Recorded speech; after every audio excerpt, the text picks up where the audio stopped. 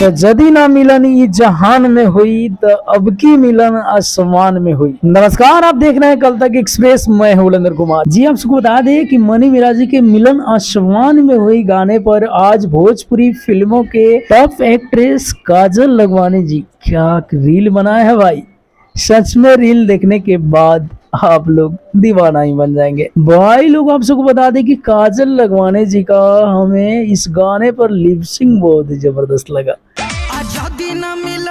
जहान में हो कि जिस तरह काजल लखवानी जी इस गाने पर लिपसिंग की है वो हमें दिल से बहुत ही पसंद आया जी। आप सबको बता दें कि मन तो कर रहा है कि काजल लखवानी जी का ये रील वीडियो एक साथ पूरा वीडियो दिखा दो, बट ऐसा नहीं कर सकते क्योंकि कॉपीराइट क्लेम आ जाएगा। बाकी हमको एक काजल लखवानी जी का रील वीडियो बहुत ही जबरदस्त लगा। आप सबको कैसा लगा कमेंट करके जरूर बताइएगा।